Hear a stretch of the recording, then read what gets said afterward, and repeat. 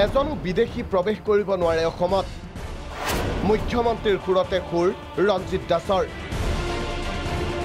কাৰ প্ৰসংগটো অটল স্থিতিত বিজেপি ভাৰতীয় জনতা পাৰ্টিৰ দলৰ সকলো সদস্যই স্বাভিমানী অসমীয়া সৰ্বানন্দ সোণোৱাল ডাঙৰীয়াৰ নেতৃত্বৰ চৰকাৰ এই চৰকাৰখনো আগতে স্বাভিমানী অসমীয়া তাৰপিছতে স্বাভিমানী ভাৰতীয় যে আগন্তুক দিনত 1 কোটি 1.5 কোটি 2.5 কোটি দূৰৰ কথা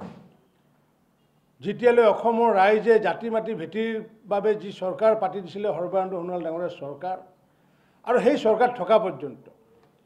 এজনো বিদেশীয়ে অসমত প্ৰৱেশ কৰিব নোৱাৰে এইটো আমি নিশ্চিতভাৱে আপোনালোকক কৈছোঁ নৱবৰ্ষৰ প্ৰথম দিনা মুখ্যমন্ত্ৰী সৰ্বানন্দ সোণোৱাল আৰু দ্বিতীয় দিনা ৰাজ্যিক বিজেপিৰ সভাপতি ৰঞ্জিত দাস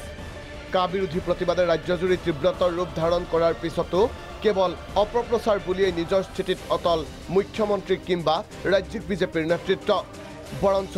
লক্ষ্য কংগ্ৰেছ বৃহস্পতিবাৰে দিছপুৰত পিডব্লিউডিৰ প্ৰশিক্ষণ তথা সন্মিলন কেন্দ্ৰত আয়োজিত এক সংবাদমেলত ৰাজ্যৰ শেহতীয়া পৰিস্থিতিৰ বাবে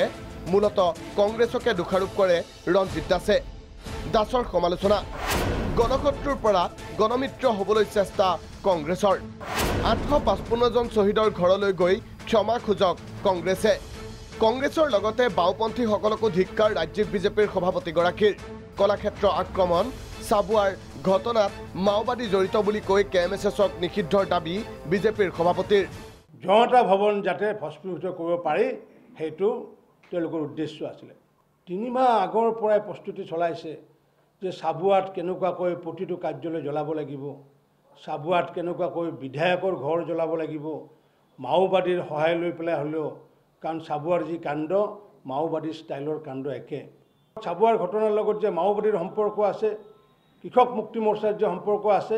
আৰু তেওঁলোকক তদন্তৰ আওতাত আনিবলৈ আমি অসম চৰকাৰক ইতিমধ্যে আমি আহ্বান জনাইছোঁ অকল ইমানেই নহয় বুধবাৰে মুখ্যমন্ত্ৰীয়ে কোৱাৰ দৰে ৰঞ্জিত দাসেও কয়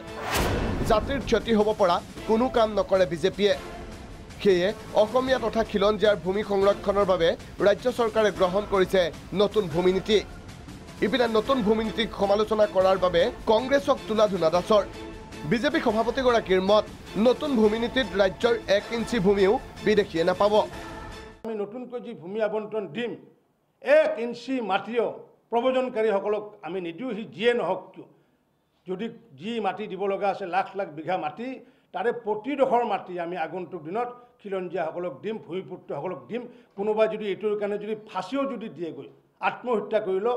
বিধানসভাৰ মজিয়াত হৈ যোৱাৰ দৰে কথা কোনোবা আত্মহত্যা কৰিলেও আমি ভাৰতীয় জনতা পাৰ্টিয়ে কেৰেপ নকৰোঁ দিল্লীৰ বহতীয়া নহয় সোণোৱাল চৰকাৰ বুধবাৰে সাংবাদিকে মুখ্যমন্ত্ৰীক কৈছিল বহতীয়া নহ'ব দিল্লীৰ তাৰে যেন উত্তৰ দিলে ৰঞ্জিত দাসে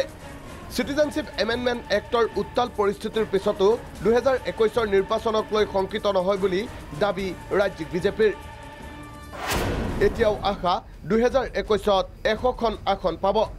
ইপিনে আন্দোলনৰ বাবে ৰাজ্যৰ পৰ্যটন ক্ষেত্ৰত মন্দাৱস্থা সৃষ্টি হোৱা বুলিও সংবাদমেলতে কয় বিজেপিৰ ৰাজ্যিক সভাপতি ৰঞ্জিত দাসে ভিডিঅ' জাৰ্নেলিষ্ট ৰিপুলৰ সহযোগত জুনজ্যোতি দত্ত বৰা প্ৰাগ নিউজ